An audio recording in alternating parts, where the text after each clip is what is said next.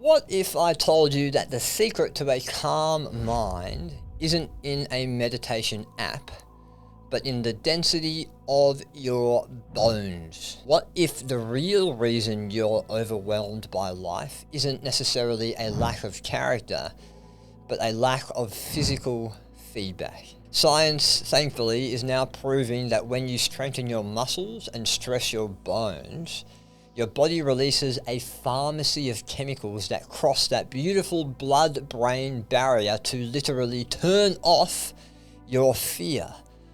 Team, you aren't just building a physique in the gym. You are building a biological fortress against anxiety, against a changing world. And today, we're talking about biological grit. We're talking about exactly that. Why a strong body is the ultimate safety signal for a stressed out brain. Timo, welcome back to Built Resilient. My name is Bart Walsh. I am a keynote speaker. I stand on stages for a living, and I very blessedly get to impact people with my words, my messages, and indeed my story. And that's exactly what I'm doing with this podcast as well. And if you know a bit about me, I've spent a lifetime in the trenches in the fitness industry. From the gym floor to the boardroom of Jets Fitness Australia. And I have seen thousands and thousands of people transform their bodies. But the most incredible shifts that I have seen, that I have ever witnessed, weren't on the scale and weren't in the squat rack. They were in someone's eyes and in someone's heart. I have seen people walk into a gym timid, fragile, scared, and crushed by the world that they are currently living in, and then walk out 6 months later with a psychological armor that nothing could ever pierce.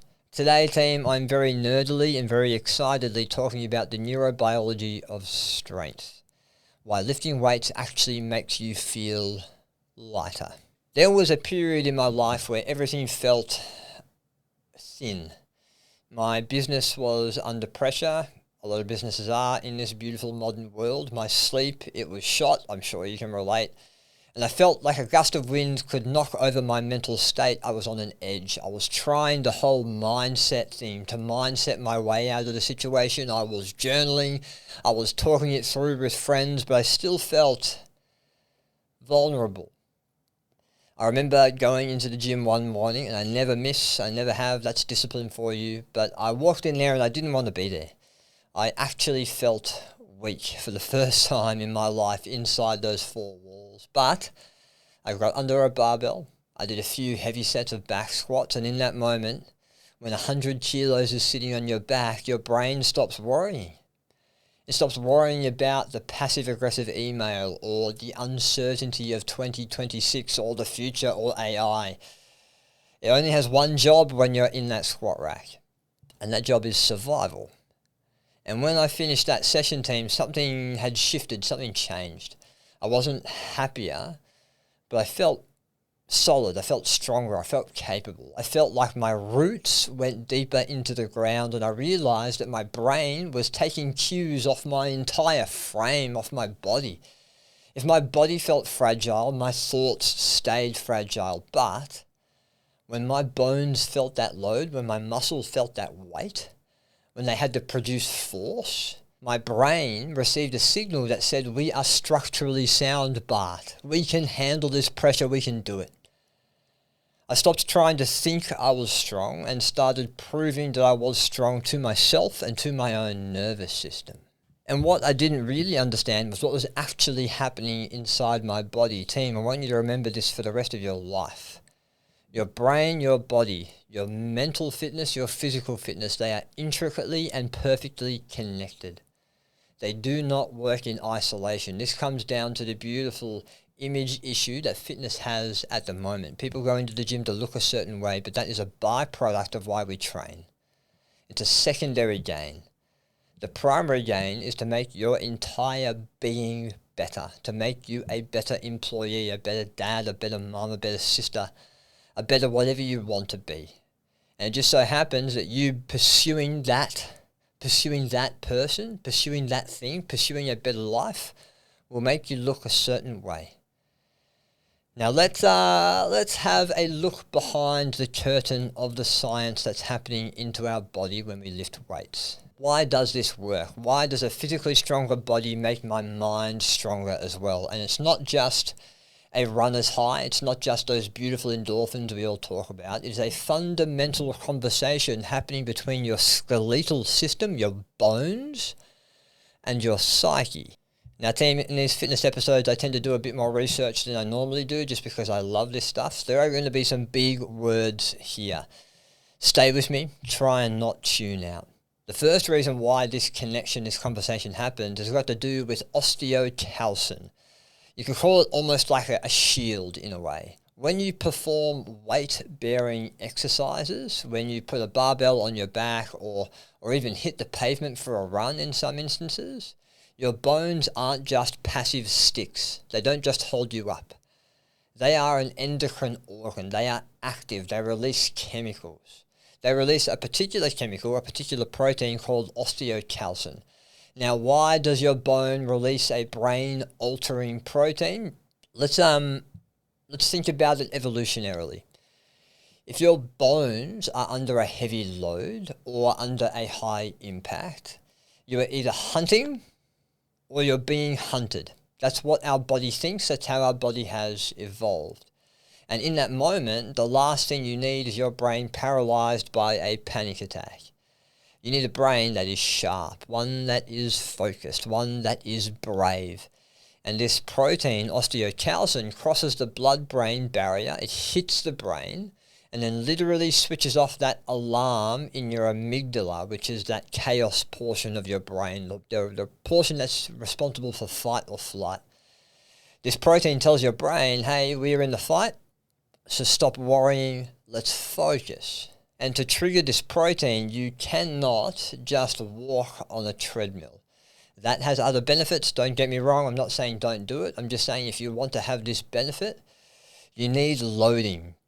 You need to put weight through your frame. We're talking squats, we're talking lunges, we're even talking heavy carries. And this is why, for those in the gym game, compound movements that you can literally move the most weight with, tend to have the most benefit in my opinion. If we think of all the exercises you can do in the gym, for most people the deadlift is the bar that has the most weight on it. Take machines out of it, that's a little bit of a different story. And the reason why that's so impactful to our body is because it's so novel, because we're putting such heavy loading onto our frame. And when you do this, you are manually signaling your bones to manufacture these courage chemicals. Your mind is starving for them, it's looking for them, and when you load your body, it receives them. Now, the second mechanism in this conversation between your bones and your brain has got to do with your muscles, in which some people are now calling your hope organ. Pretty cool. Scientists are now categorizing skeletal muscle, this is awesome, as a secretory organ. Every time your muscle fibers contract against resistance, they secrete things called myokines. You may have heard of these before, maybe in year 10 biology.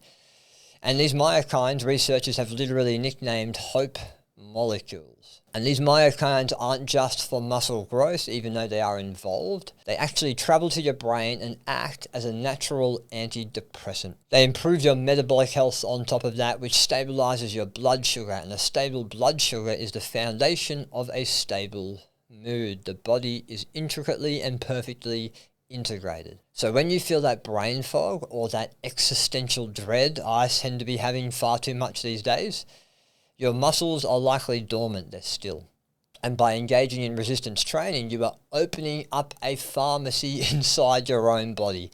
You are injecting your brain with molecules that improve cognitive function and metabolic resilience. So team, hope can be manufactured. Hope is lying in your muscles. You don't have to wait for hope.